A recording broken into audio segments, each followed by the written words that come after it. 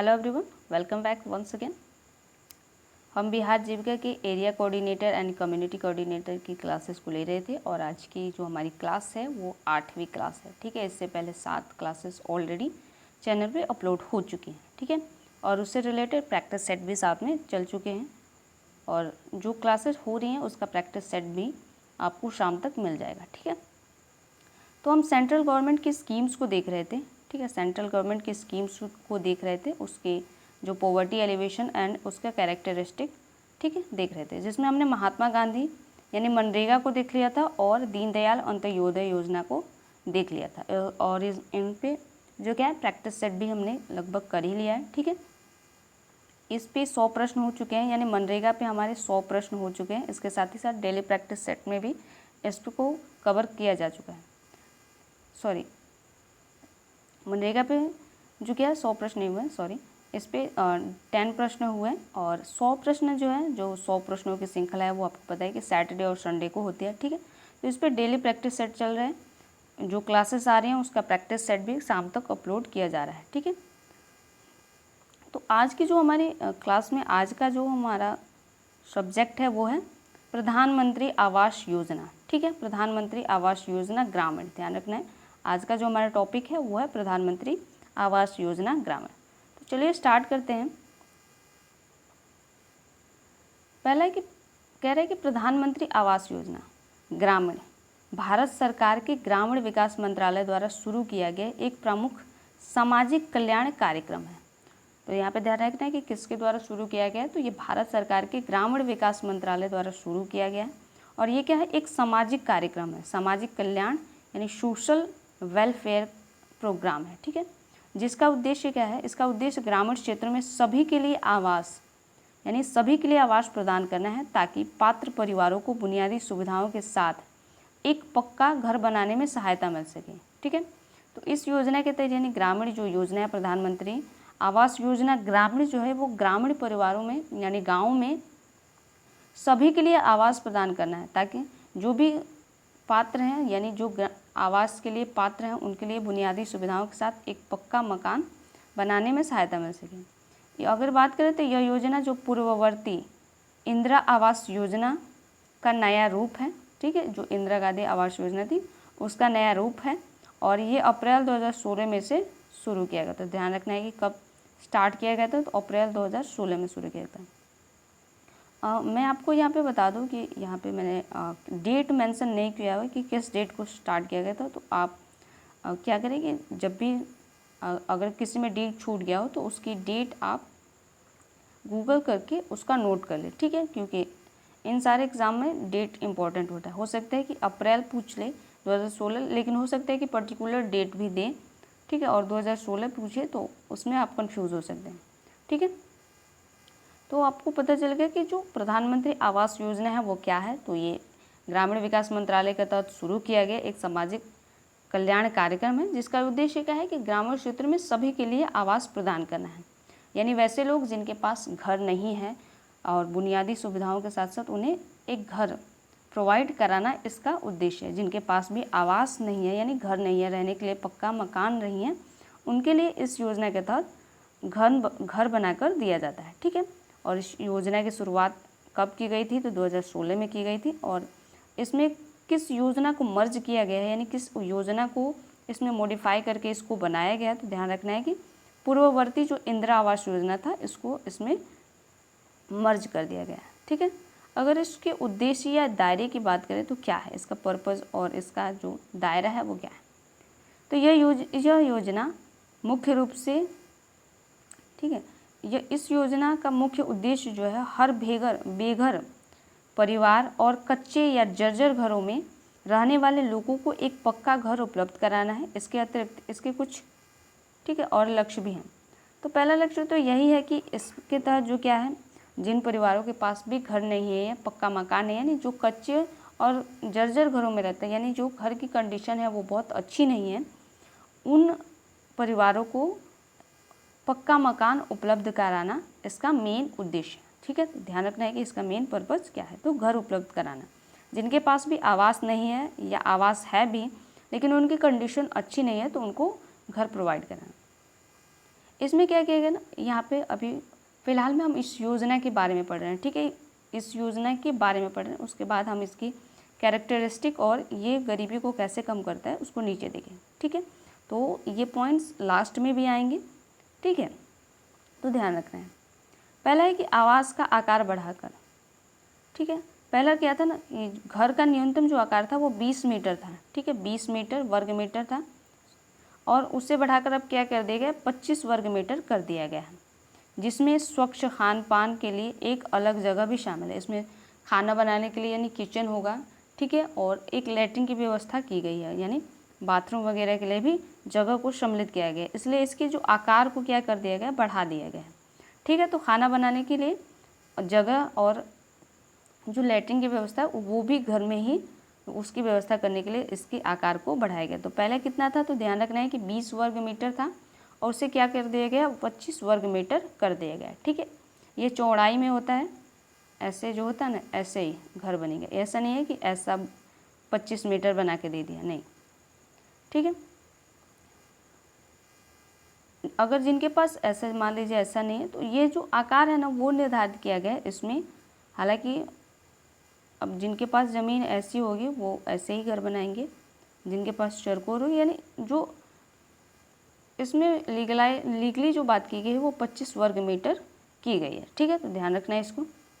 अगला इसका पॉइंट है कि बुनियादी सुविधाएं सुनिश्चित करना, ठीक है। इसका उद्देश्य क्या है, बुनियादी सुविधाएं सुनिश्चित करना।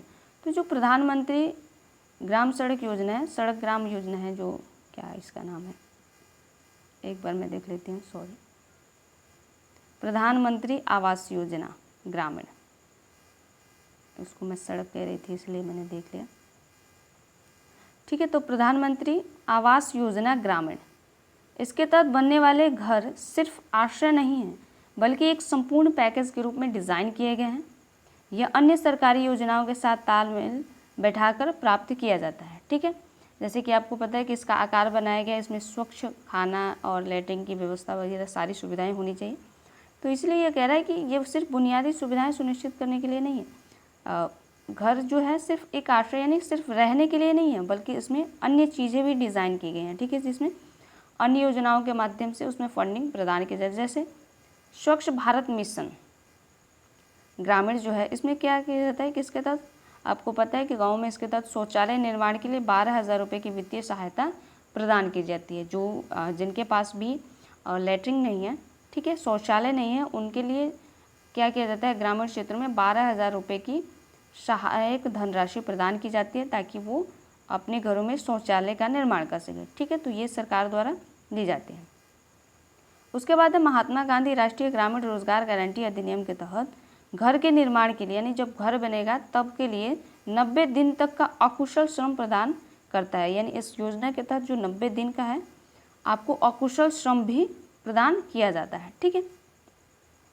यानी अगर मान लीजिए कोई व्यक्ति है, उसका वो अपना घर बना रहा है, उसको फंडिंग किया गया, उसको पैसे मिले और अपना घर बना रहा है, तो उसके तहत अगर वो काम करना चाहे ना 90 दिन तक अपने घर में, वो अपने घर में भी काम करके क्या कर सकता है, मनरेगा के तहत वो अपना घर भी बना सकता है और उसके लिए वो उसको अकुशल श्रम के तहत उसको भत्ता यानी पैसे यानी सहायक राशि भी मिलेगी। जैसे मनरेगा के तहत आपको 90 दिनों का काम मिलता है, 100 दिनों का काम मिलता है, 100 दिनों का काम मिलता है मनरेगा के तहत। अगर आपने ग्राम पंचायत से कहा कि आपको मनरेगा के तहत काम चाहिए तो आपको 15 दिनों के भीतर काम देता है, ठीक है, 15 दिनों के भीतर आपको काम देता है, हमने पिछले वीडियो में देखा था। और अगर नहीं मिलता है तो क्या होगा, उससे बेरोजगारी भत्ता प्रदान किया जाएगा। उसमें क्या होता है, तो आपको 100 दिन को काम मिलेगा। इसमें कह रहा है कि आपको 90 दिन तक इसमें काम दिया जाएगा, ठीक है। घर के निर्माण के लिए 90 दिन तक अकुशल श्रम प्रदान किया जाएगा, ठीक है। अगर अन्य योजनाओं की बात करें, जैसे बिजली का है सौभाग्य योजना, पीने के लिए पानी और LPG गैस उज्ज्वला योजना के तहत कनेक्शन की सुविधाएं प्रदान की जाती हैं। यानी एक जब घर बनेगा तो उसके लिए पहले तो स्वच्छ भारत घर के लिए फंडिंग की जाएगी, ठीक है। कह रहे प्रधानमंत्री आवास योजना के तहत उनको पहले फंडिंग की जाएगी, उसके बाद उनके लिए शौचालय बनाने के लिए दिया जाएगा, ठीक है, शौचालय के लिए, और मनरेगा के तहत भी उनको रोज़गार प्रदान किया जाएगा, ठीक है। इसके साथ ही साथ उनको बिजली, यानी अगर एक घर बनेगा तो ऑब्वियस सी बात है मूलभूत सुविधाएं उसमें चाहिए, ठीक है। तो एक बिजली चाहिए, पीने के लिए पानी चाहिए, जलाने के लिए एलपीजी गैस, आपको पता है उज्ज्वला योजना के तहत कनेक्शन दिया जाता है। तो ये सुविधाएं उसको प्रदान की जाएंगी जो भी लाभार्थी होंगे, ठीक है। अगला है लाभार्थियों को सशक्त बनाना। यह योजना लाभार्थी संचालित दृष्टिकोण को बढ़ावा देता है, जहां पर मालिक का स्वयं निर्माण का प्रबंधन करता है। इससे उसकी गुणवत्ता और स्थानीय रूप से उपलब्ध सामग्रियों को सुनिश्चित किया जा सकता है। तो जो व्यक्ति होता है, वो जो लाभार्थी होता है, वो स्वयं उसको सशक्त बनाने का काम इसके माध्यम से किया जाता है, क्योंकि इसके तहत उससे न सिर्फ पैसे प्रदान किए जाते हैं बल्कि वो स्वयं उसका अपना जो घर का स्वयं प्रबंधन भी करता है, ठीक है। अगला है वित्तीय सहायता और फंडिंग। वित्तीय सहायता लाभार्थियों के आधार से जुड़े बैंक या डाक खातों में प्रत्यक्ष लाभ हस्तांतरण यानी डीबीटी के माध्यम से प्रदान किया जाता है, ठीक है। तो ध्यान रखना है किसके माध्यम से, प्रत्यक्ष लाभ हस्तांतरण के माध्यम से बैंक खाते या डाकघर के माध्यम से पैसे कहाँ मिलते हैं, उनको मिलते हैं, ठीक है, जिससे पारदर्शिता और जवाबदेहिता सुनिश्चित होती है। फंडिंग की संरचना इस प्रकार है, यानी जो फंडिंग है किस प्रकार से किया जाता है, अब ये भी देख लेते हैं। तो पहले ध्यान रखना है कि पैसे कहाँ आते हैं, तो बैंक खाते में आते हैं या डाकघर में आते हैं और प्रत्यक्ष लाभ हस्तांतरण के माध्यम से आते हैं। तो ये ध्यान रखना है कि डीबीटी के माध्यम से आते हैं। अब फंडिंग की बात करें तो फंडिंग कैसे होती है, अगर मैदानी क्षेत्रों की बात करें, समतल एरिया जहाँ पे जैसे बिहार हो गया, यूपी हो गया, समतल एरिया में आता है, ठीक है। यानी जहाँ पे पहाड़ी एक एरिया होता है और समतल एरिया होता है, जहाँ पे खेती होती है, मैदानी एरिया जिसको बोलते हैं, ठीक है। तो जो मैदानी क्षेत्र है यहाँ पे प्रति यूनिट 1.20 यानी 1,20,000 की वित्तीय सहायता दी जाती है। कितने पैसे दिए जाते हैं मैदानी क्षेत्र में, तो ध्यान रखना है 1,20,000 की वित्तीय सहायता प्रदान की जाती है। और इसकी लागत केंद्र और राज्य सरकारों के बीच 60 और 40 के अनुपात में होती है, यानी 60% जो फंड है इसका वो केंद्र सरकार का होगा और 40% जो फंड होगा वो राज्य सरकार का होगा। तो ध्यान रखना है कि 1,20,000 में से मैदानी क्षेत्र में मिलता है, जिसमें केंद्र सरकार का हिस्सा कितना है, 60% है, और राज्य सरकार का हिस्सा कितना है, तो 40% है। तो अनुपात में ध्यान रखना है कि 60 और 40 का अनुपात होता है, इसका रेशियो जो होता है 60 और 40 का होता है। और जो फंडिंग होती है यानी पैसा कितना मिलता है, तो 1,20,000 रुपये मैदानी क्षेत्रों का। अब बात करें कि पहाड़ी राज्य और एकीकृत कार्य योजना यानी आईएपी जो जिले हैं उन्हें जो होता है प्रति यूनिट 1.3 यानी 1,30,000 की वित्तीय सहायता मिलती है, यानी जो 10,000 रुपये इनको एक्स्ट्रा दिए जाते हैं इसमें ऐड करके, ठीक है। इसकी लागत जो होती है, अब यहाँ पे केंद्र और राज्यों के बीच लागत बदल जाती है। यहाँ पे केंद्र का हिस्सा बढ़ जाता है, ये 90% केंद्र इसका पैसा देता है और 10% जो है वो राज्य यानी जो राज्य होते हैं, पहाड़ी क्षेत्र होते हैं या जो जिला होता है वो देता है, ठीक है। तो ध्यान रखना है कि पहाड़ी क्षेत्रों के लिए अलग है 1,30,000 है और केंद्र और राज्यों के बीच जो बंटवारा होता है वो भी 90 और 10 के माध्यम से होता है, जबकि मैदानी क्षेत्र में क्या होता है 1,20,000 है और 60-40 का अनुपात चलता है। तो ध्यान रखना है। इसके अतिरिक्त बात करें तो इसके अतिरिक्त लाभार्थी वित्तीय संस्थानों से रियायती ब्याज दरों पर 70,000 तक का ऋण लेने का विकल्प भी चुन सकते हैं, यानी उनको रियायती यानी कम ब्याज दरों पर जो उनको लोन 70,000 रुपये का लोन भी प्रोवाइड किया जा सकता है ग्राम यानी जो है घर बनाने के लिए, ठीक है। अगली बात करें तो लाभार्थियों की पहचान की प्राथमिक, अब किनके पास घर नहीं है यानी किनको मकान की सुविधा प्रोवाइड कराई जाए उसकी पहचान अब कैसे की जाए।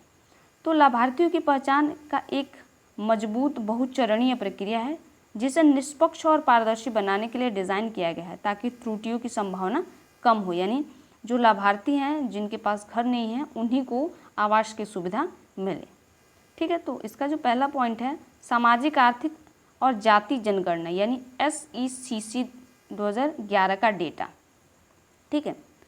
पात्र परिवारों की पहचान के लिए प्राथमिक स्रोत जो है SECC डेटा है, 2011 का डेटा है। यह डेटा ग्रामीण क्षेत्रों में आवास की कमी की एक विस्तृत तस्वीर प्रदान करता है। तो कौन प्रदान करता है? यहाँ पे डेटा ध्यान रखना है कि सामाजिक, आर्थिक और जातिगत जनगणना 2011 का डेटा। ठीक है, अगला पॉइंट है इसका बहिष्कृत मानदंड। इसके माध्यम से क्या होता है, इस योजना में उन परिवारों को बाहर रखने के लिए स्वचालित बहिष्करण मानदंड की एक सूची है जो गरीब नहीं है, जैसे कि जिनके पास अब किनको पैसा मिलेगा और किनको नहीं मिलेगा उसके बीच को डिफाइन किया गया है। ठीक है, डिस्क्राइब किया गया है कि किनको पैसा नहीं दिया जाना चाहिए। तो जिनके पास मोटर चालित वाहन है, यानी जिनके पास बाइक वगैरह कह सकते हैं, यानी मोटर चालित वाहन है, या जो मछली पकड़ने की नाव है, जैसे अगर आप इधर जो भारत का कोस्टल एरिया है, ठीक है, यानी ये जो बंगाल की खाड़ी है और अरब सागर है, यहाँ पे आपको पता है कि ये मछली पकड़ते हैं इधर। ठीक है, या नाव में जो नदियाँ हैं उनमें मछली पकड़ने का काम करते हैं। तो इसलिए कह रहे हैं कि जो मछली, अगर जिनके पास मछली पकड़ने की नाव है, या जिनके पास कृषि उपकरण है, जैसे हार्वेस्टर हो गया, ट्रैक्टर हो गया, ठीक है, और भी जितने गैजेट्स हैं, जो भारी सामान है जैसे खेती करने के लिए, वो सारे अगर उनके पास उपलब्ध हैं तो उन्हें इसकी फंडिंग या उन्हें इसका लाभ नहीं मिलेगा। जिन परिवारों के पास इसके साथ ही साथ 50,000 या उससे अधिक की किसान क्रेडिट कार्ड यानी KCC की सीमा है, या जो आयकर का भुगतान करते हैं, यानी जो टैक्स पेयर हैं, उनको इसका लाभ नहीं मिलेगा। तो ध्यान रखना है कि किनको इसका लाभ नहीं मिलेगा, यानी इस योजना से किनको बहिष्कृत यानी बाहर रखा गया है। तो ध्यान रखना है कि किनको रखा गया है।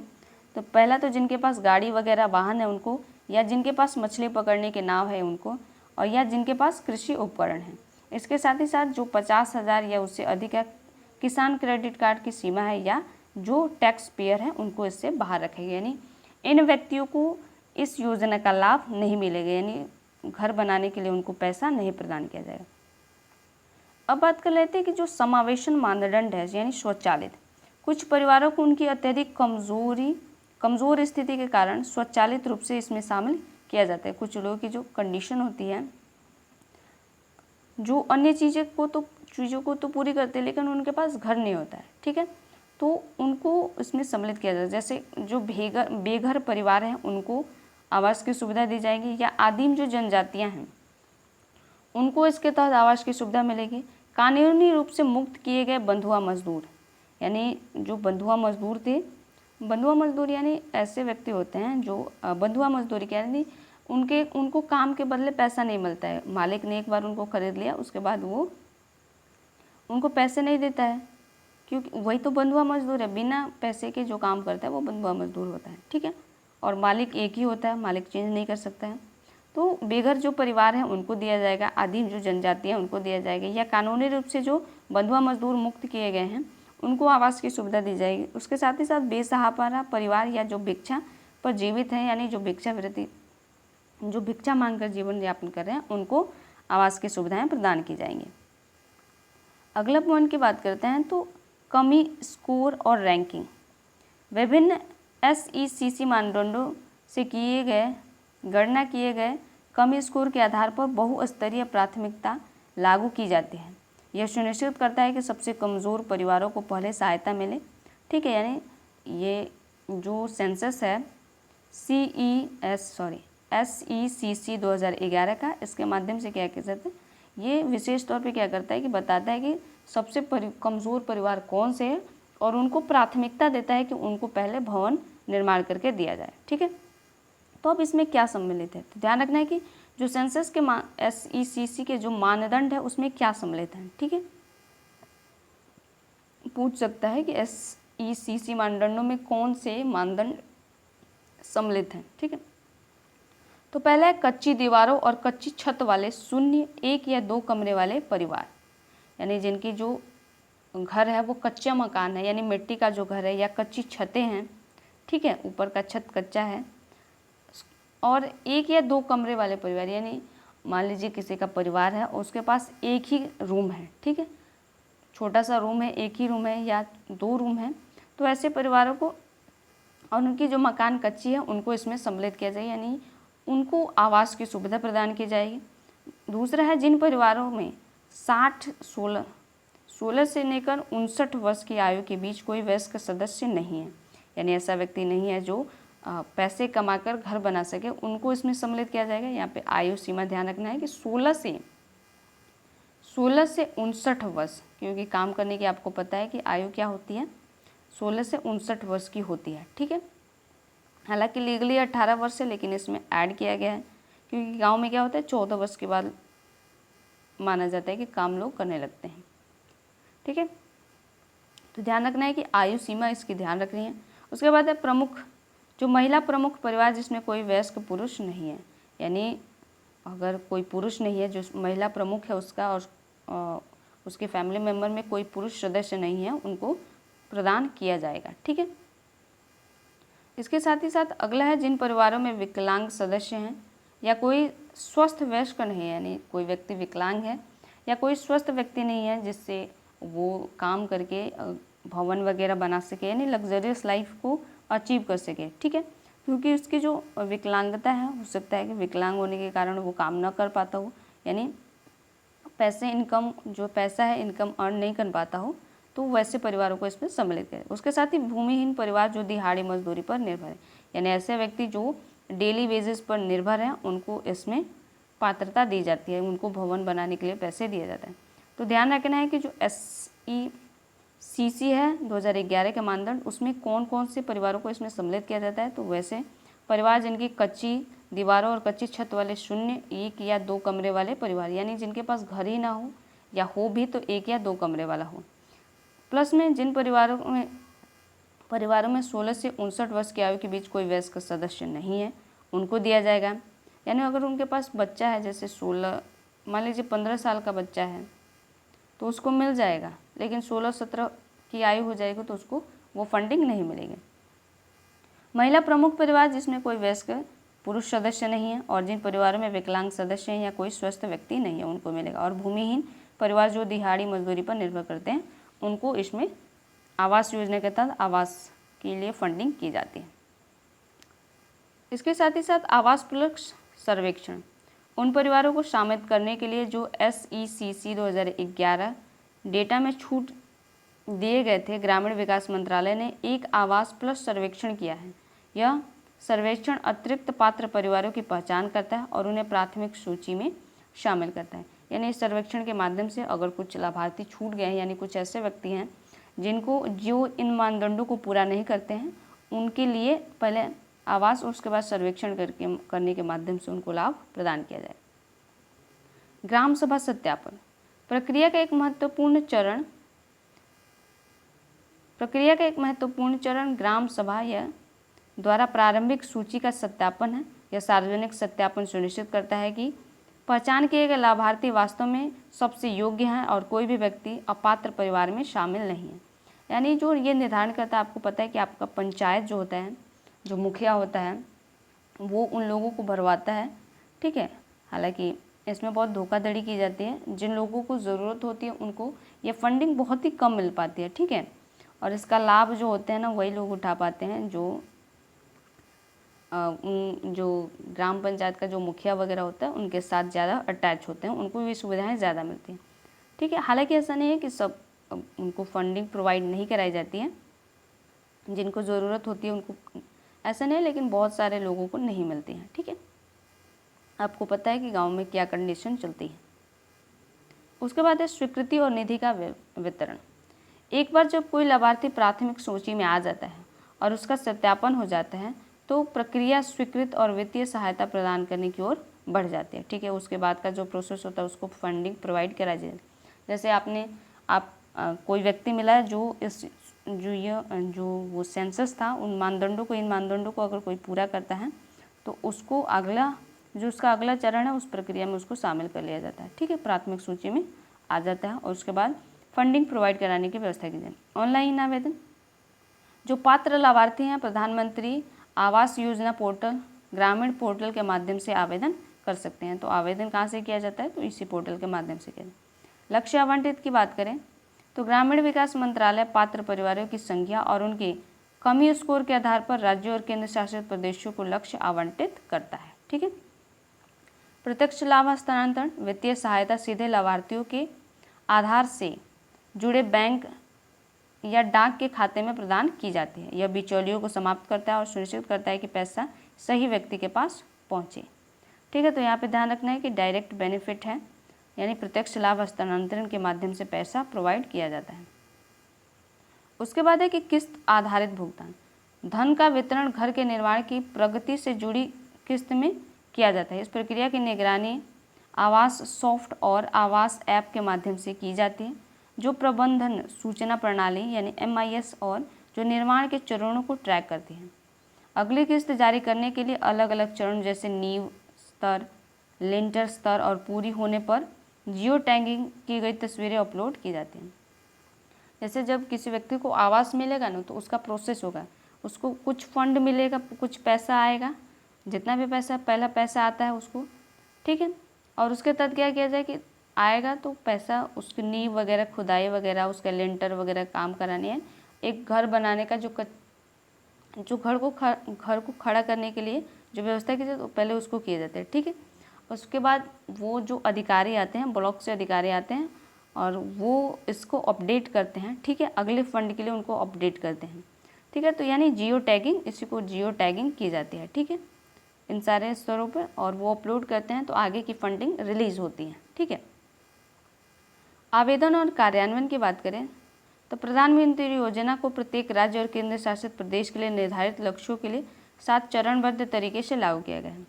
पंजीकरण, संभावित लाभार्थी जो है प्रधानमंत्री पंजीकरण करवा सकते हैं। ठीक है, पंजीकरण की प्रक्रिया में व्यक्तिगत विवरण, यहाँ पे ध्यान रखना है कि क्या क्या सम्मिलित किया जाता है। तो व्यक्तिगत विवरण, बैंक खाते की जानकारी और अन्य प्रासंगिक दस्तावेजों की आवश्यकता इसमें होती है। यानी जब आप पंजीकरण कराएंगे कि आपको आवास ये चाहिए, तो उसके लिए क्या क्या ज़रूरतें आपके पास होनी, यानी क्या क्या आपके पास चीज़ें होनी चाहिए उसको अप्लाई कराने के लिए। उसके बाद आवश्यक दस्तावेज की बात करें तो आवश्यक दस्तावेजों में आधार कार्ड, बैंक खाते का विवरण, मनरेगा जॉब कार्ड नंबर यदि लागू हो तो, ध्यान रखना जिनके पास लागू हो वही, और एक स्वघोषित की आवेदक के पास कोई पक्का घर नहीं है, यानी सेल्फ, जैसा होता है ना कि मैं घोषणा करता हूँ कि मेरे द्वारा दी गई सारी सूचनाएं सही हैं, उसी तरह का एक आवेदन इसमें दिया जाता है। ठीक है, तो क्या क्या इसमें दस्तावेज लगते हैं इसको ध्यान रखना है। आधार कार्ड लगता है, बैंक खाते लगते हैं, और मनरेगा जॉब कार्ड अगर है तो वो, और उसके साथ एक स्वघोषणा पत्र, यानी 4 इसके स्टेप हैं, तो इन स्टेप को ध्यान में रखना है। अब बात करते हैं निगरानी। पूरी प्रक्रिया की निगरानी आवास सॉफ्ट और आवास ऐप के माध्यम से की जाती है, जो घर के निर्माण की प्रगति को मंजूरी से लेकर पूरा होने तक ट्रैक करने के लिए एक मजबूत प्रबंधन सूचना प्रणाली है। इस प्रणाली में जियो टैगिंग और निर्माण के विभिन्न चरणों में तस्वीरों को अपलोड किया जाता है, जिससे पारदर्शिता और जवाबदेही सुनिश्चित होती है।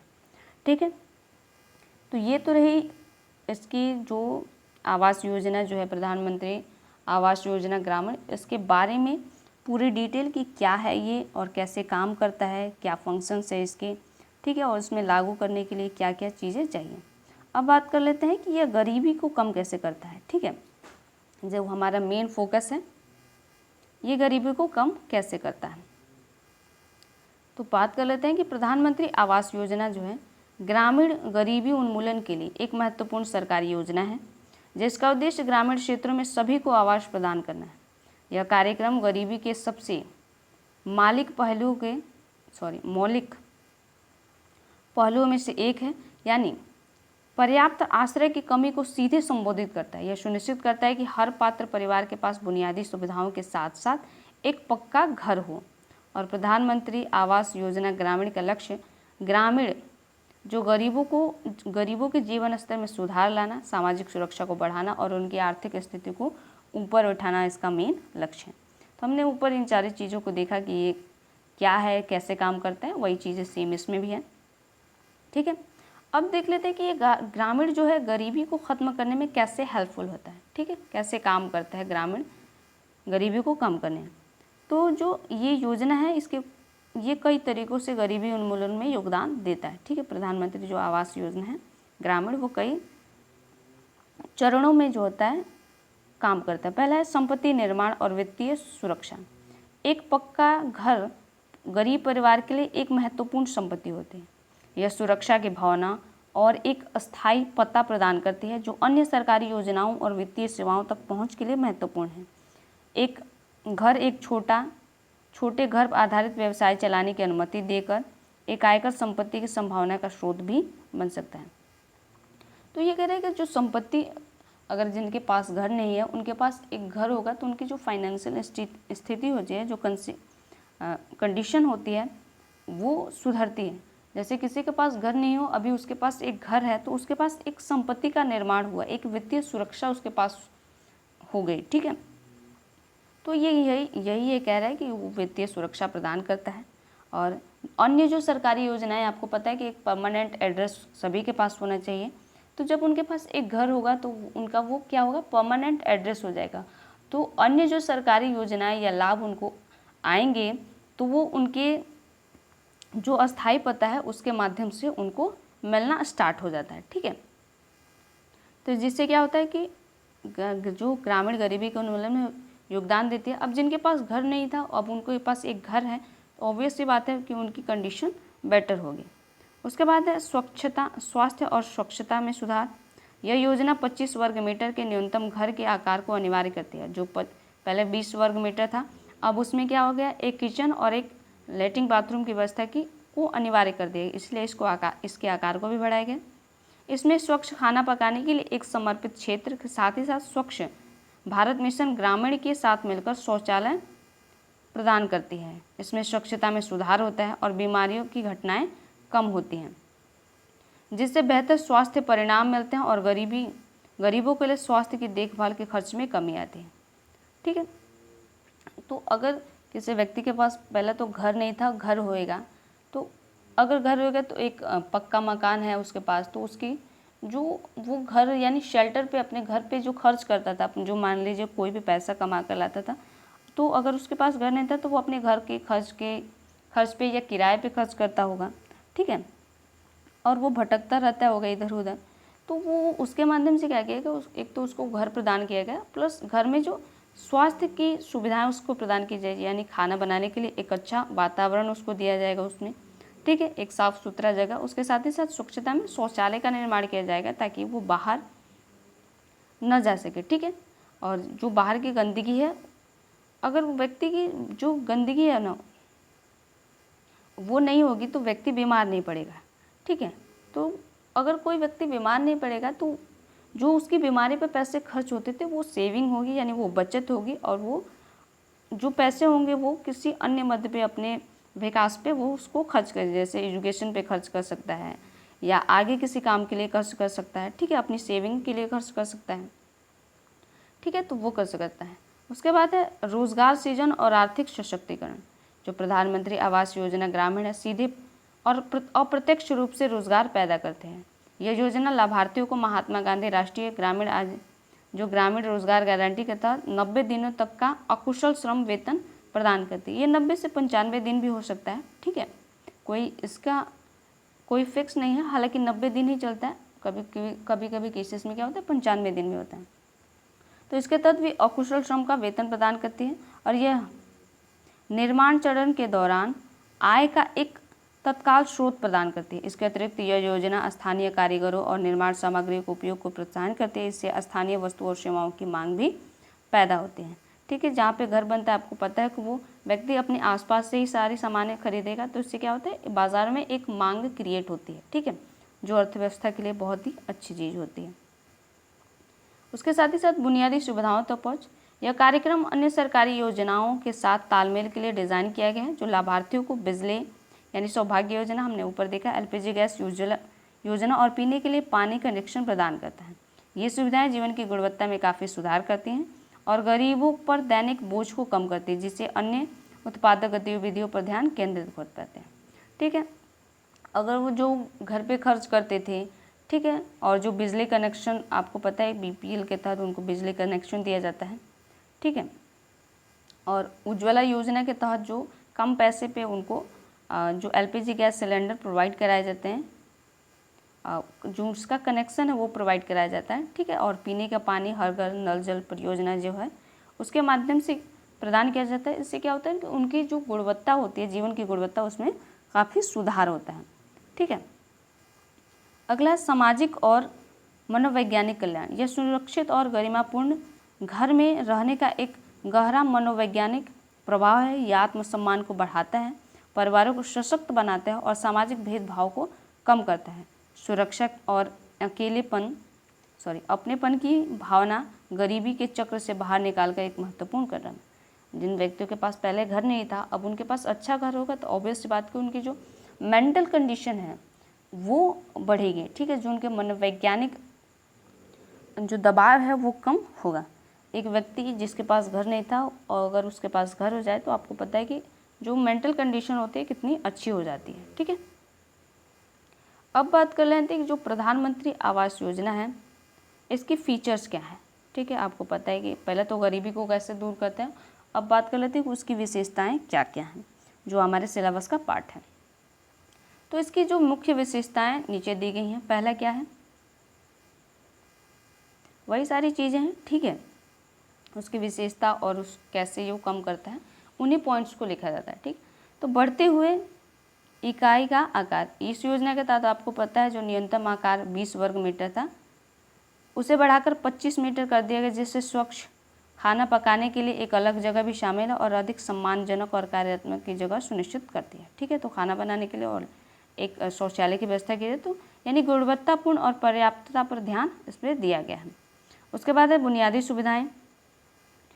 घर सिर्फ एक ढांचा नहीं है बल्कि बुनियादी सुविधाओं वाले एक पूरी इकाई है। यह योजना अनिवार्य रूप से अन्य सरकारी कार्यक्रमों के माध्यम से शौचालय यानी स्वच्छ भारत मिशन और बिजली सौभाग्य योजना और LPG कनेक्शन उज्ज्वला योजना के तहत प्रदान करती है, ठीक है। आपको लग रहा होगा कि पॉइंट रिपीट हो रहे हैं, पॉइंट रिपीट नहीं हो रहा है, उनका बस जो पॉइंट ऑफ व्यू यानी देखने का नज़रिया है वो बदल रहा है, ठीक है। क्योंकि उधर देखा हमने कि कैसे गरीबी को कम करता है और यहाँ पे देख रहे हैं कि इसकी विशेषता, इस योजना की विशेषता क्या है, ठीक है। तो सेम चीज़ें होती हैं, बस जो पॉइंट ऑफ व्यू होता है वो डिफरेंट होता है। अगला है वित्तीय और प्रतीकात्मक पारदर्शिता। प्रत्यक्ष लाभ हस्तांतरण यानी DBT सभी वित्तीय सहायता सीधे लाभार्थियों के आधार से जुड़े बैंक खाते यानी डाक खाते में स्थानांतरित की जाती है और यह बिचौलियों को समाप्त करता है, भ्रष्टाचार को कम करता है और यह सुनिश्चित करता है कि पैसा कुशलता से सही व्यक्ति के पास पहुंचे, ठीक है। उसके बाद है आधार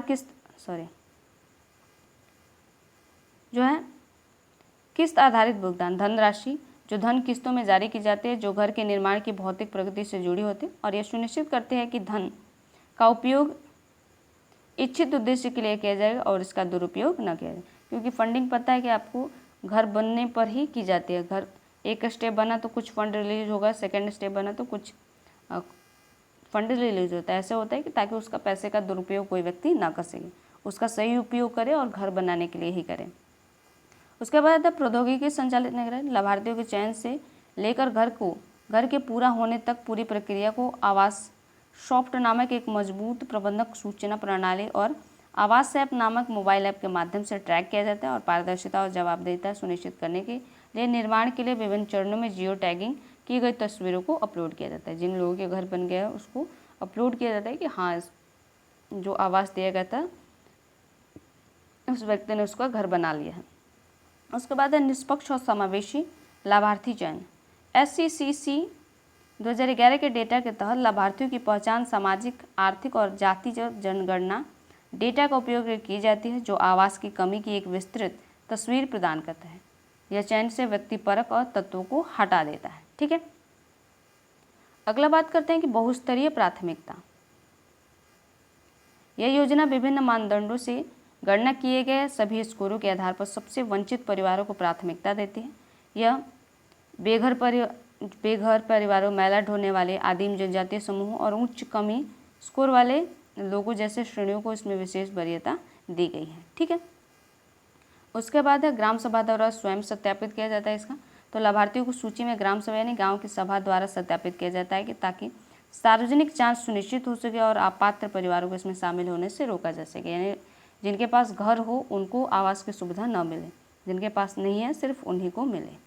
उसके बाद है लाभार्थी नेतृत्व वाला और सशक्त बनाने वाला दृष्टिकोण। लाभार्थी संचालित निर्माण। यह योजना लाभार्थियों को अपने घरों के निर्माण प्रबंधन करने की अनुमति देकर उन्हें सशक्त बनाते हैं। यह दृष्टिकोण स्थानीय सामग्रियों और डिजाइनों के उपयोग को बढ़ावा देता है, गुणवत्ता, सुनिश्चित करता है और स्वामित्व की भावना पैदा करता है, जो ठेकेदारों का उपयोग सख्त वर्जित है। इसमें ठेकेदारों को सम्मिलित नहीं किया जाता है, तो ध्यान रखना है। इसके साथ ही साथ है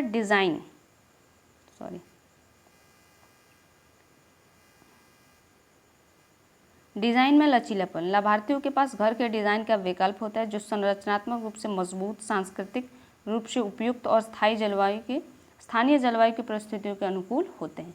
यानी जो भवनों का डिज़ाइन है वो व्यक्ति स्वयं डिसाइड करता है कि उसका भवन किस टाइप का होना चाहिए, ठीक है। उसके बाद है संयुक्त स्वामित्व। घर महिला के नाम पर या पति और पत्नी के संयुक्त नाम पर आवंटित किया जाता है, जो लैंगिक सशक्तिकरण को बढ़ावा देता है और यह सुनिश्चित करता है कि महिलाओं को संपत्ति में कानूनी हिस्सेदारी मिले। तो यहाँ पर ध्यान रखना है कि महिला और पुरुष दोनों के नाम पर होते हैं, ठीक है। उसके बाद है तालमेल की स्थिरता। अन्य योजनाओं के साथ तालमेल।